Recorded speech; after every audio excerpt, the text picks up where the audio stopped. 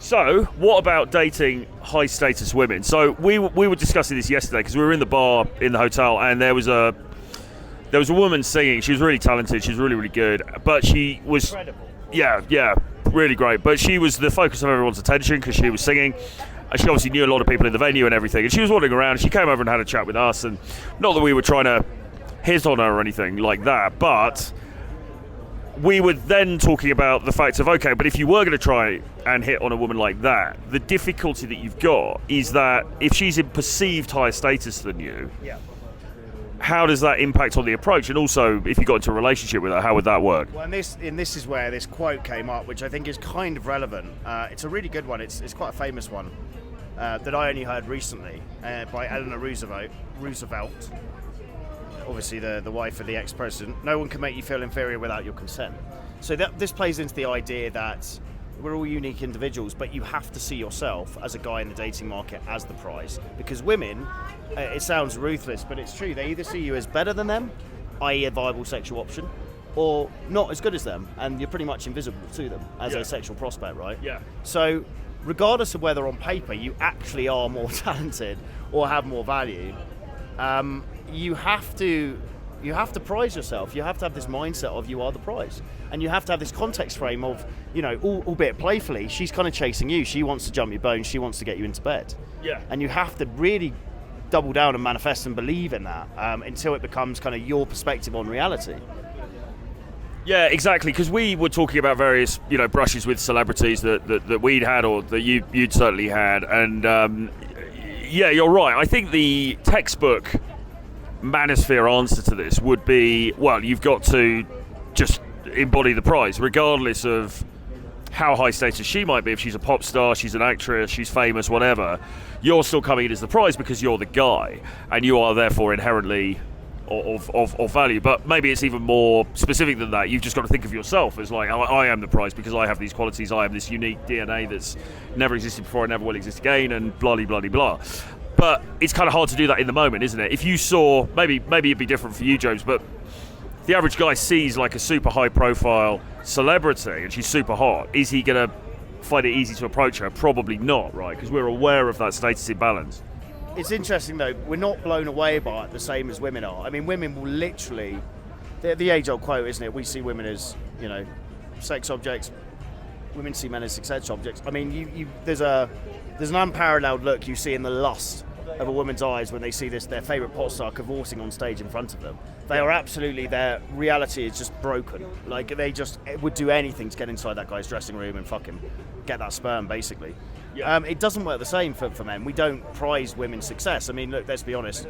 We would take a young 19-year-old McDonald's, hot Ukrainian McDonald's worker over over someone like Jennifer Lopez any day of the week. Yeah. Maybe age is playing into it a bit there. But okay, if you compare, say, Jennifer Lopez in her prime versus an absolutely smoking, demure 19-year-old Ukrainian in her prime, I mean, you might side with the Jennifer Lopez thing just for the banter, so you can tell your mates, oh man, I banged Jennifer Lopez. But you're not, on a physiological level, you're not any more attractive because of the status. No, absolutely. You're put off by it. Yeah, absolutely. Well, I mean, it's a case in point is I've told you about this. There's a female celebrity pop singer that I come into contact with sometimes because of social circle, and I mean, she's very, very talented, very famous. Sold a lot of records, but you couldn't get a monkfish. But does that make her more attractive? No. And she seems very nice and everything, but I wouldn't want to, enter into any relationship with her or do anything with her. But that's also because she's not hot in the first place. No, that's what. But that's what I'm saying. Like, her status, it doesn't change my opinion of that at all. No, absolutely not. So, kind of bringing this back together, because we've kind of tangented it. But what's the kind of, I guess, the takeaway here? What's the discussion point? Well, the discussion point was, if you saw an attractive celebrity like Dua Lipa in a bar, how would you approach her, and could you even approach her? Like. I think a lot of this stuff is in your head, isn't it? I'll tell you an example of this actually as well. This is a completely different level. But do you remember when we were in the gym in I think it was Lublin, it was one of the Polish cities, and there was an attractive girl working there who was working at the gym. And you were trying to get me to approach her, and I said I didn't want to. And the reason I didn't want to was because she showed me how to use the machine, not the weight machine, but the how to sign up for the gym and everything. And it was like she was the authority sort of figure in that situation because she works there, and I was the chump who was trying to, And then I sort of thought, oh, it's just the frame's just going to be wrong if I go in an approach. It's a very small example, but of a woman who's sort of in a position of not power, but like she's sort of part of that infrastructure, and I was sort of like, oh, he's just a chump customer, and so I felt uncomfortable about approaching. But the reality is, of course, probably that was just in my head. Yeah, well, it ended up with me approaching her, then she didn't reply. So, so there you go, guys. But the point you make is valid. I mean, I think the issue which was interesting last night is it's more a reflection on us on a personal level, isn't it? And not because she sees herself as more valuable, because she doesn't know us. She doesn't know inherently who we are, but we have our own kind of self-value proposition in our heads of how we value ourselves. And if you're coming from the position I did and still kind of have to strive against, which is quite low self-esteem, quite low self-opinion, then that's just going to be exacerbated by the fact I look at her and go, fucking hell, like, she's in good nick, she's doing something she loves, she's extremely talented singer, she's playing guitar, she's just, quite a lot of value there, and it just kind of makes me feel, in my own head a bit kind of, oh God, and that's going to, women are very perceptive to this stuff, so that's going to manifest as, she just picks up on something's not quite right there. Yeah. Like, we're slightly intimidated, and then automatically it's game over because she's like, right, but, she just doesn't feel the attraction, right? So I think it's a self-perception thing, isn't it? I think it really is self-perception, because in theory, if you saw an absolutely beautiful female celebrity, she's in the bar, the thing that you should do, and what the purists would say, is no, you should just walk up to her and interact with her, game her in the same way that you would any other woman, and just ignore the fact that she's famous. Don't even, I was saying to you last night, maybe pretend you don't know who she is, but don't even bother with that. You know who she is, you're just not fazed by it, you game her in the normal way. And the frame is, well, I am inherently high value. Yes, you might be famous, you might have sold these records, whatever, but I have my own value, albeit of a different kind. That's what you should do.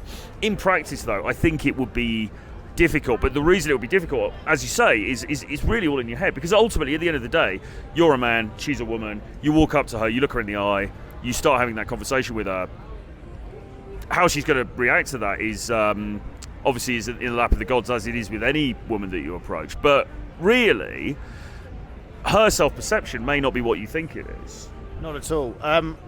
What are some practical steps guys can take to kind of prize themselves? Because this is one of the biggest kind of cliched adages in game, isn't it? Be the prize. But it's also, it's bounded around a lot because it is so integral. If you don't see yourself as the prize to be won over, women certainly don't either. I mean, it's a fascinating topic because I was reading the Motley Crue autobiography, The Dirt, and Tommy Lee Jones, when he was, they were in their prime, and when he was going down because he managed to snag the number of Pamela Anderson at a bar drunkenly and was going to meet her on a date, he tells the story about how he's shitting himself in the mirror for about an hour, going, I'm not good enough for her. It's crazy. This is a top fucking rock star, and he's like changing outfits. He's super nervous. So guys at that level are experiencing it. I mean, for the average mortal like us and the guys watching, what are some practical steps to actually kind of bring yourself up to the level where you're not intimidated by beauty, and it doesn't matter how hot the girl is, you can kind of see past that, and that's not going to fuck with your ability to kind of, do this stuff? Well, I like the way you've left me with a difficult question. So, So the Holy Grail is this. No, Get on the Edge, version 2, and we'll tell you. Also, come to Poland. We'll be No, what is the answer? I don't know, other than just the relentless self-improvement and the use of things like affirmations and visualizations, and maybe meditation as well, actually. I mean, maybe that is the key. Getting to grips with your demons. Just really figuring out, right, what are my insecurities in life, relentlessly attacking those and trying to be better. Maybe the answer is actually more of a spiritual thing, though, in the sense, because can you imagine, like, well, the Dalai Lama is obviously famous, but can you imagine somebody who's a devout Buddhist is really going to be fazed by some girl just because she happens to have some crappy pop career? Probably not, because he's going to be so grounded and so in himself that he's just not going to care about those sort of things. And maybe that's what we need to get more towards. Maybe the meditation and those kind of things is a bit more like the answer, being grounded in yourself and your own self-worth. Yeah, I think it's a good start. I mean, look, I think the way to look at this, if you're or just cocaine, loads of cocaine. Game really is the ability to. You could sum game up as the ability to act around your 10, right? A woman who's incredibly visually, your type, and in her peak, the ability to act around her as you would do around a one. You know, a girl you couldn't give a fuck about, you know, kind of your bratty younger sister or your whatever it is, right? And it's really trying to find ways to bridge that gap. Yeah. And I think, you know, from travelling around Russia and Ukraine and Serbia and places like this, a lot of men then naturally have it. Now, I'm not saying they're sleeping with these women, but they're completely unfazed by beauty because they've grown up around a lot of beauty. Yeah. The interesting thing with obviously being from the UK is we typically don't grow up around around a huge amount of beauty. So when we start travelling and we see there's fucking hot women all over the world, it's quite an intimidating prospect for us in a way. It is, but then what you notice then if you go to somewhere like, say, Warsaw this year, where there are very beautiful women there, and you, like, guys, I have to say to guys, if I'm coaching them, look, you've got to recognise that all of your idea about leagues and everything goes out the window here. It's a different scale, because you could go and talk to that incredibly beautiful girl who looks like a supermodel, and actually she's just a checkout girl in Tesco's. It's crazy, isn't it, the difference in kind of like living in somewhere like Ukraine versus, you know, fucking Rotherham. I mean, it's just it's night and day. Yeah, it really is. But it's a kind of a paradox in a sense, because on the one hand, guys, we don't really care about status, but we are very worried if we think that a woman is higher status than us. Beauty is one element of status. You know, she's very beautiful, so that in itself, we think, oh, she's higher status than us. But particularly if she's got a sort of fame or something, like on the one hand, we kind of know it's all nonsense, it doesn't really matter. But on the other hand, we're very intimidated by it. But I think the reason for that is because we know that women actually prize status.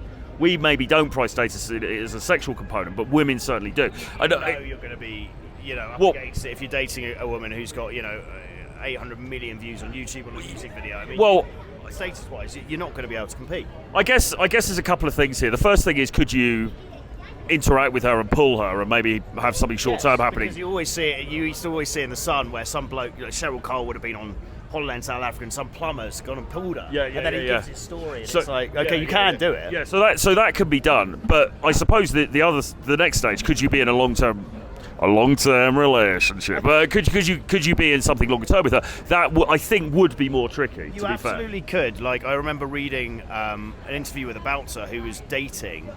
I think she's now dead. You know, sorrowfully, but Sarah Harding from Girls Aloud, and they had a long relationship. He was just a random bouncer on a door in whatever, but he was. You could tell he's a very masculine guy, very secure in his own frame, and just a bit of an alpha dude. And so he obviously didn't give a fuck. He's just like, almost, you know, sees women like, okay, not in a negative way, but just like, it's just a girl, who gives a shit, right? Yeah. She just happens to be doing this thing, but I really am not fazed by it. So I think almost separating yourself a bit from this kind of Instagram, you know, kind of heavily... Yeah, it's weird because actually back in Victorian times, actresses were regarded as being a bit, you know, like low class, really. And it was seen as, if you read like Dickens and stuff, like actresses were like, oh, she's a bit, you know, stage actresses, you know, she's probably a hooker, she's, you know, not seen as high value. So the guys then were probably absolutely not intimidated. She's all right. Probably absolutely not intimidated, but...